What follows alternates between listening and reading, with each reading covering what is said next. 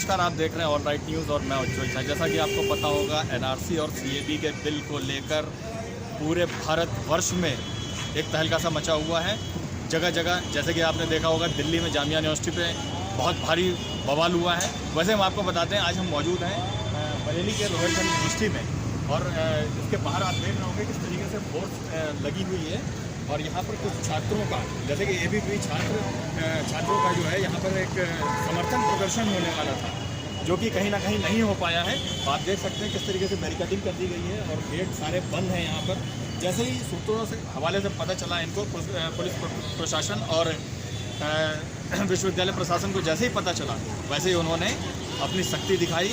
और शक्ति दिखाने को आप देख सकते हैं कि किस तरीके से फोर्स यहाँ पर मौजूद हो गई है और किसी तरीके का कोई वाद विवाद नहीं हुआ है। हम आपको बताते चलें कि पूरे उत्तर प्रदेश में धारा 144 लागू है। इसको भी मद्देनज़र रखते हुए यहाँ पर भारी व्यवस्था की गई है कि किसी तरीके का विरोध या प्रदर्शन यहाँ पर ना हो पाए।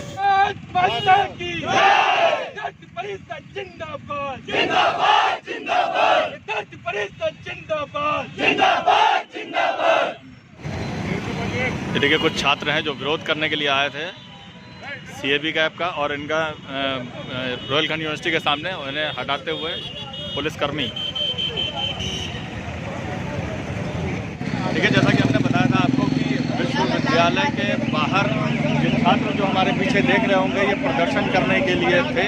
हालांकि वहाँ से उनको खदेड़ दिया गया है और यहाँ पर विश्वविद्यालय से थोड़ा 50 कदम लगभग आगे आके यहाँ पर सारे छात्र इकट्ठा हैं और आप देख सकते हैं प्रदर्शन के लिए तैयार हैं कि हम एनआरसी और कैब सीएबी बिल का समर्थन करते हैं। ये एबीवीपी के छात्र हैं ये सब। और क्या हो गया आप लोग को, पुलिस आखिर ऐसे क्यों खदेड़ रही है, क्या रीज़न है? मेरा नाम योगेश पंडित है और मैं विद्यार्थी परिषद में महानगर सहमंत्री की जिम्मेदारी पे हूँ। जैसा कि सभी को भी ज्ञात है कि पूरे देश भर में वर्तमान सरकार द्वारा कैब का बिल पास किया गया है। इसके पक्ष में हम लोग, ये कैब जो आप बता रहे हैं कैब का बिल पास किया गया, क्या है ये कैब?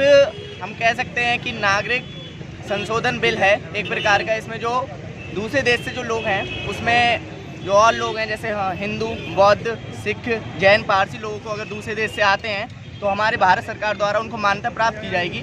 लेकिन कुछ लोग जो अशिक्षित भी कह सकते हैं या कुछ चंद लोगों द्वारा भड़कावे के द्वारा वो लोग इसका गलत इस्तेमाल कर रहे हैं और देश में सांप्रदायिक माहौल बना रहे हैं और देश की एकता व अखंडता के साथ, देश की संपत्ति के साथ खिलवाड़ कर रहे हैं, जो कि एक गलत है।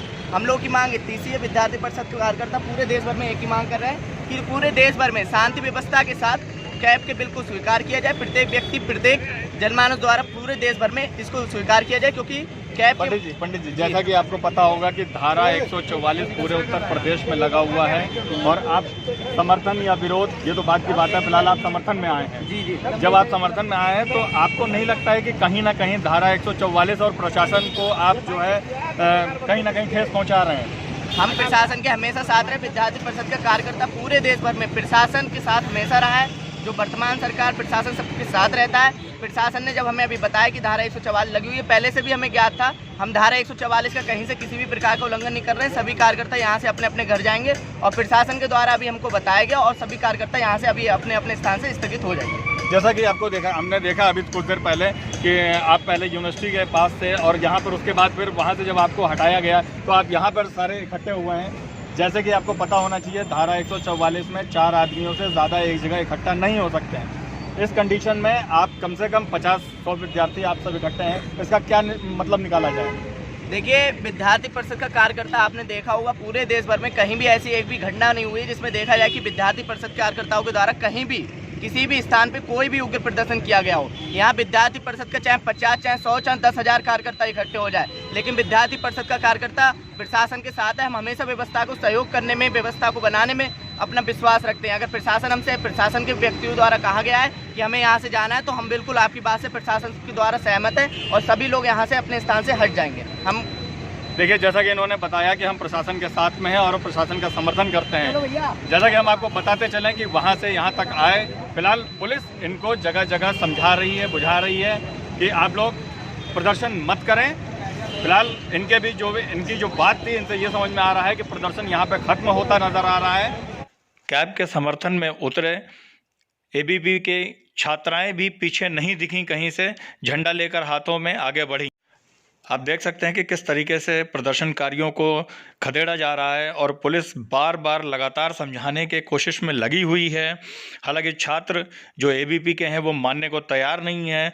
जब वहाँ रोहिलखंड यूनिवर्सिटी के गेट से इनको हटाया गया तो उसके उस पार जाके भी उन्होंने सब भीड़ पूरी इकट्ठा हुई और आप देख सकते हैं कि भीड़ को किस तरीके से कई थानों की पुलिस यहाँ पे पहुँची थी और एसपी भी पहुँचे हुए थे और उन्होंने किस तरीके से सब मतलब आप देख सकते हैं कि किस तरीके से मैनेज हो रहा है ये चीज़ें।